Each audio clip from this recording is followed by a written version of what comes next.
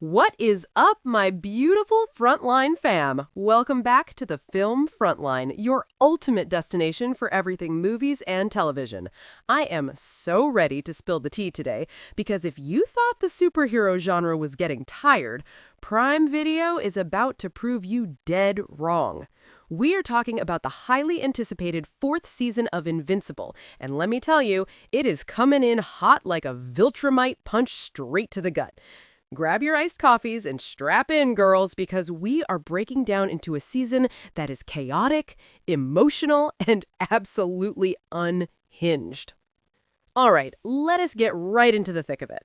Season 4 picks up the pieces after the traumatic Invincible War and that absolutely feral showdown with Conquest.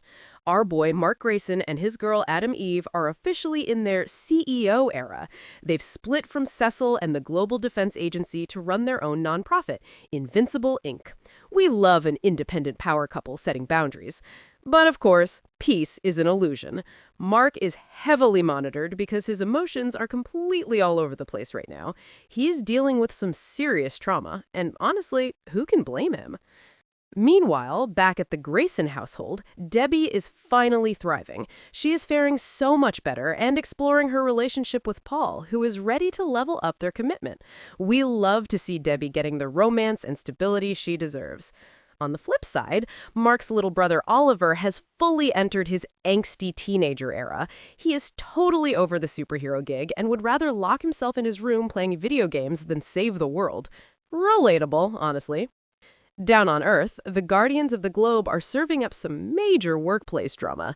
Cecil convinces them to reunite, but Robot is giving off major toxic leadership vibes, thinking he should be the one calling the shots. Cecil completely sidelines him and brings in his old friend, the indestructible military legend Brit, to lead the team instead. But the real tea is happening up in space. Nolan and Alan the Alien are basically on this epic intergalactic road trip, teaming up with the rebel Viltrumite Thetis and Alan's girlfriend, Telia. They are out here building the coalition of planets, getting ready to absolutely dismantle the Viltrumite Empire. The scale of the season is massive, building directly into the infamous Viltrumite War. Now, we have to talk about the action because it is next level. Episodes 5 and 6 feature some of the most grotesque, visceral, jaw-dropping fight sequences we have seen since that traumatizing subway train scene with Omni-Man back in Season 1. But it is not all smooth sailing. Episode 4 throws a total wrench in the pacing. It's a bottle episode where Mark is dragged down to hell, or the Underrealm, by Damien Darkblood. Is it a little jarring for the momentum? Yes, but it also gives us horror icon Bruce Campbell voicing Satan and a hilarious running gag where Mark straight up refuses to bow to him. It's a hilarious detour, even if it stalls the main plot. We also get appearances from heavy-hitter villains like Universa, voiced by the iconic Denai Guerrera, and Dinosaurus, voiced by Matthew Rhys. They show up looking fabulous in the premiere, but honestly, they get totally sidelined for the rest of the season. They're clearly planting seeds for later, but it feels like a bit of a tease.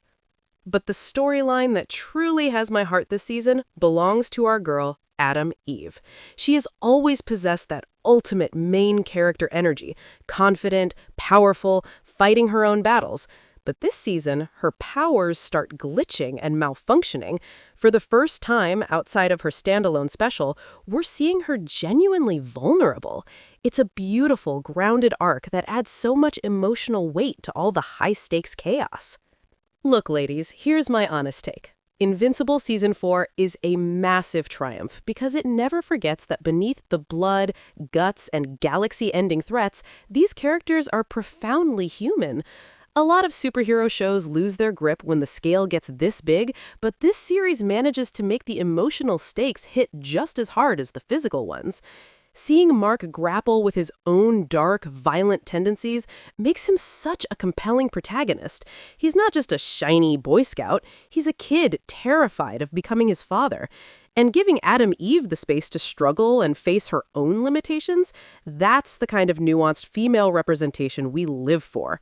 Yes, the mid-season pacing gets a little wobbly with that trip to the Underrealm, and they definitely underutilize some incredible new villains.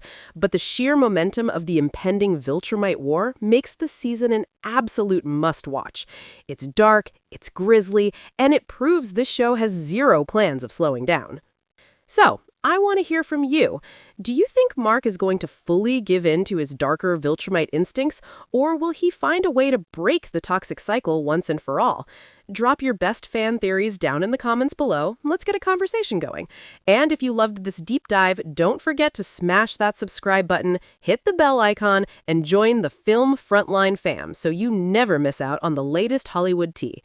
Stay fierce, keep watching, and I'll see you in the next video.